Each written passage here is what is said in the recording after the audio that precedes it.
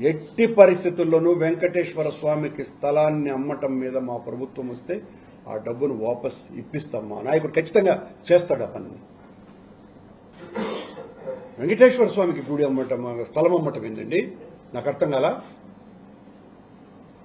లక్షల కోట్లు వెంకటేశ్వర స్వామికి దానం చేసిన వాళ్ళు ఉన్నారు. వేల వేల ఎకరాలు స్వామికి దానం చేసిన వేలాది మంది ఉన్నారు. వెంకటేశ్వర స్వామితోనే రియల్ ఎస్టేట్ బిజినెస్ లాగా లేదా ఇది? ఇంతకంటే దారుణం ఏమున్నది? మేమేదన్నా మాట్లాడితే ఎగిరి గంతులేస్తారు. రసాయంత్రం అవుతానే అడియో సాంబా దగ్గర నుంచి చాలా మంది దీని మీద చర్చ పెడతారు.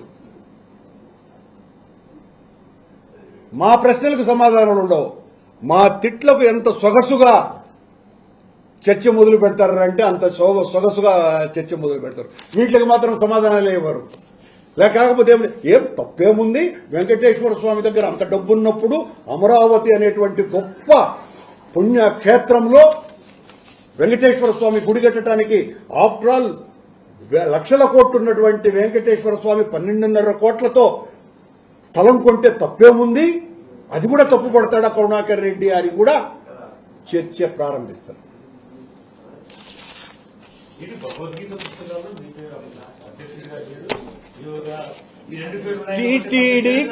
టీటీడీ కొన్ని వేల పుస్తకాలని, అనేక రకాల పుస్తకాలు, అది భాగవతం కావచ్చును, భారతం కావచ్చును, ఉపనిషత్తులు కావచ్చును, వేదాలు కావచ్చును, అనేక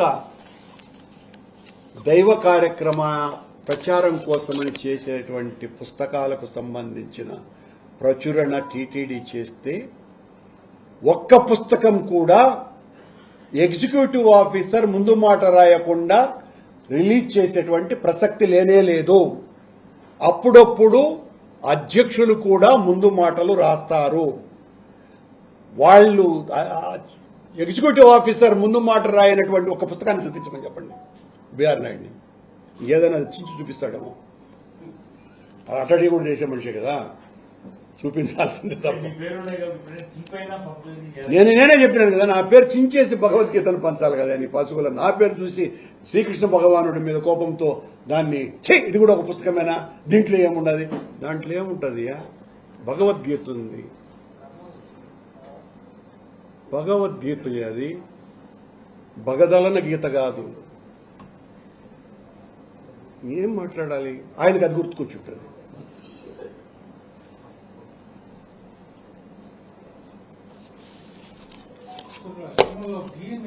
తగ్గిపోయాయి అన్న రిపోర్ట్స్ వస్తున్నాయి. సాధారణంగా 4.5 లక్షల కిలోల నెయ్యి అవసరం ప్రతి నెల. అవునండి, అదే కదా మీకు పెట్టాను ఇప్పుడు. ఈ రోజు రిపోర్ట్ ఇది నేను ఇస్తున్నటువంటిది.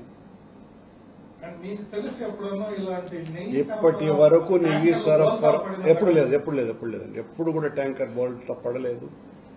బహుశా భగవంతుడు కన్నెర్ర చేయటం మూలంగానే ఈ ఇందాపూరు, ఈ హెరిటేజీ, అది అక్రమ సక్రమ అన్యోన్య బాంధవ్య పరిణామం, వాళ్ళు సమర్థనం చేసుకోవటము, వాళ్ళు వ్యతిరేకించటము, అచ్చెన్నాయుడు అచ్చం బొచ్చమనని అసెంబ్లీలోనూ మండలిలోనూ ఇట్లా అనటం, వీటిలన్నింటినీ చూసి చేదరించుకున్నటువంటి భగవంతుడు బహుశా ప్రజలకందరికీ తెలియజెప్పడానికే బహుశా కార్యక్రమం జరిగిందేమో అని అనుకోవాలి సెంటిమెంటల్గా.